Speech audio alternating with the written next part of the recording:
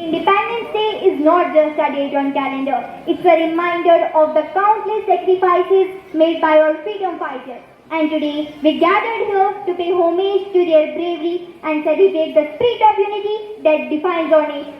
हम भारतीयों के लिए लाखों बलिदानों की कीमत पर हमें ये देश आजाद मिला. From sacrifices of the past to aspirations of the future, from the depth of history to the new heights of progress, we are celebrating our function. It has been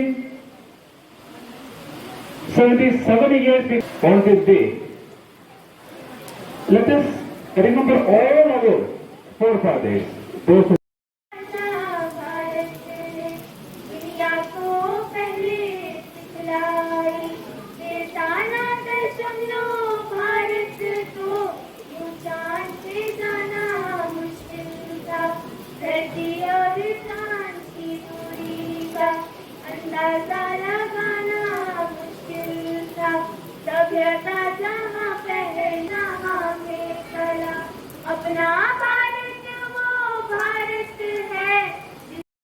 मोहब्बत की इसी मिट्टी को हिंदुस्तान कहते हैं, हिंदुस्तान कहते हैं.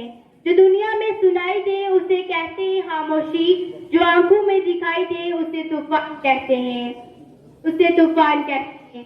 जो ये दीवार का सुराख है साहब, जो ये दीवार का सुराख है, चाइना, अमेरिका, पाकिस्तान साजिशों का हिस्सा है, मगर हम इसे अपने घर का रोशनदान कहते हैं, अपने घर का रोशनदान कहते हैं.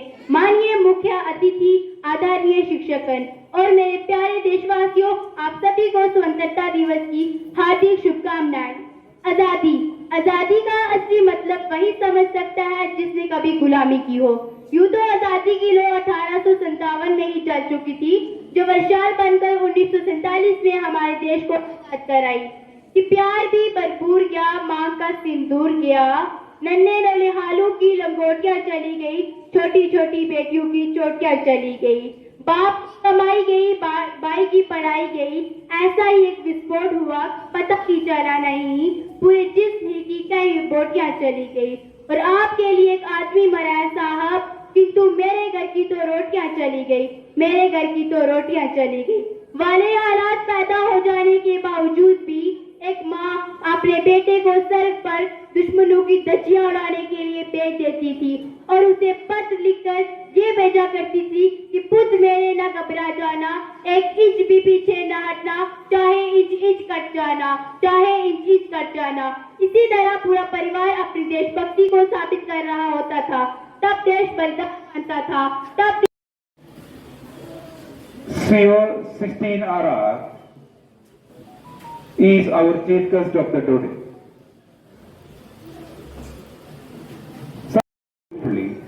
I, on behalf of the entire management, staff and students, welcome you, sir, to today's function. I also take this privilege to welcome our present secretary of the school as the guest of honor of the day, sir. I welcome you, sir, to today's function on behalf of the entire staff and students. I also welcome बुजुर्ग हैं जिन्होंने अपनी जिंदगी का sacrifice किया है. सन 1857 में पहली बार अंग्रेजों के खिलाफ खड़े हुए थे.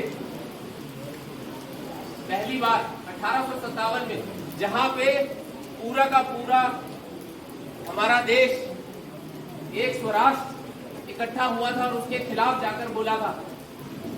रानी लक्ष्मीबाई जो सबसे पहले खड़ी हुई, उसके बाद हमारे सभी फ्रीडम फाइटर्स को 90 साल लगे इस देश को आजाद करने के लिए. तो कितनी कुर्बानियां दी हैं हमारे पूर्वजों ने इस देश को आजाद करने के लिए. और आज हम इस स्टेज पे हैं कि हम अपने देश को विकसित बनाने की ख्वाहिश देख रहे हैं कि 2047 में हम अपने देश को विकसित भारत बनाना चाहते हैं. आप अपने आसपास देख रहे हो कि किस रफ्तार से काम चल रहा है. सड़कें बन रही हैं, घर बन रहे हैं, एडमिनिस्ट्रेशन इस रफ्तार से काम कर रही है. लेकिन इसी के साथ साथ हमारा भी यही फर्ज बनता है कि हम इसको करने के लिए उनकी मदद करें. हमारे ये जो बच्चे यही एडमिनिस्ट्रेशन में आकर बैठेंगे आज के, इसके बाद आज से 10-15 साल आगे आप देखेंगे यही बच्चों ने इनकी जगह लेनी है, डीसी, एसडीएम, सभी की जगह एसएसपी, यही बच्चे बैठेंगे। बट यहाँ से उठने की चेष्टा करना हमने, वो चेष्टा करने के लिए, उनको प्रेरित करने के लिए ये जो पढ़ाई है, एजुकेशन है, ये जिम्मेदारी देने की हमारी एज एडमिनिस्ट्रेशन स्टाफ, टीचर्स की और हम सब की है। ये बच्चे हमसे यही चाहते हैं, ना ये आज की डेट में कमा सकते हैं, ये सिर्फ हमसे ये चाहते हैं कि हम इनको वहां तक पहुंचाने के लिए काबिल बनाएं। आज अगर बारिश के दिन आप लोग इतने सारे लोग एकत्रित हुए हैं, इनका मनोबल, पीटीएम, मैं सच बता रहा हूं, मैंने पेरेंट्स टीचर मीटिंग में भी ये वाला नहीं देखा। मैं बहुत बार पीटीएम में भी आया हूं, ये कुर्सियां इतनी नहीं भरी हैं। आप सभी कई लोग होंगे, मेरे को आपने तकरीबन देखा होगा जब भी ऐसा है। तो इसी तरह से आप बढ़ चढ़कर बच्चों का साथ दीजिए और इस काबिल उनको बनाइए कि वहां पर ये स्टेज पर आकर खड़े हो सके, हमारे को संबोधित कर सके, हर चीज में हमें पढ़ा सके कि नहीं आप ये चीज जो है वो ऐसा है, लेकिन हमारे पूर्वज ये कहकर गए हैं। ये बहुत जरूरी है और उनको हमें सुनना बहुत जरूरी है। सबसे जरूरी ये है, हर बच्चे को अपनी बात कहने का हक देना बहुत जरूरी है। उसका हक दबाना नहीं, उसके हक की आवाज को बोलने देना कि वो क्या करना चाहता है, क्या या क्या करना चाहती है, उसको बताइए और फिर देखिए, चेष्टा कीजिए कि वो क्या काबिल है। कोई बच्चा स्पोर्ट्स में बहुत अच्छा होगा, अभी ओलंपिक्स खत्म हुए हैं, भारत का सबसे पहला ओलंपिक मेडल जो कि पिस्टल शूटिंग में है, वो एक लड़की के नाम। हिंदुस्तान को आजाद हुए 78 साल बाद पिस्टल शूटिंग में एक लड़की ने हमें ब्रॉन्ज मेडल दिया ओलंपिक्स में, जो अभी तक नहीं आया। तो हम लड़के और लड़की दोनों एक समान, उनकी काबिलियत को पहचानना माँ बाप का फर्ज है और उनकी काबिलियत को आगे उजागर करना भी माँ बाप का फर्ज है। वो हमसे यही चाहते हैं। तो ये मेरी आप सभी से गुजारिश है, बच्चे की काबिलियत को पहचानना आपने है। सिर्फ पढ़ाई लिखाई नहीं, पढ़ाई लिखाई चलता है, लेकिन वो जो काबिलियत है, जो बच्चा करना चाहता है, जो मैं बोल रहा हूँ उसका हक है, उसको बोलने दीजिए। वो आपने सुनना है और उसके ऊपर उसको पूरा करने के लिए यहां से अगर बाहर भी जाना पड़े तो सपोर्ट करने के लिए हम हैं। जेके ट्रिपल एस का एग्जाम होता है, बाकी सभी बहुत सारे और सद्भावना के ऐसे इनिशिएटिव हैं, यहीं पे इसी स्कूल में पेपर होते हैं और हमारे बच्चे कई सिलेक्ट भी हुए। तो उसको आगे लेकर जाइए। पिछले साल हमारे बीच लड़की थी, वो अभी इस वक्त नोएडा में पढ़ रही है।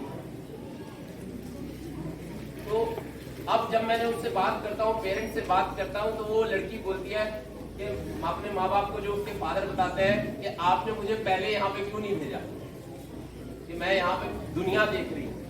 तो वो दुनिया देखने के लिए हमें उनको उनका हाथ पकड़ना है और उनका साथ देना है। और मैं आपको यकीन दिलाता हूँ, ये बच्चे हैं जो आप सभी का नाम गर्व से रोशन करेंगे।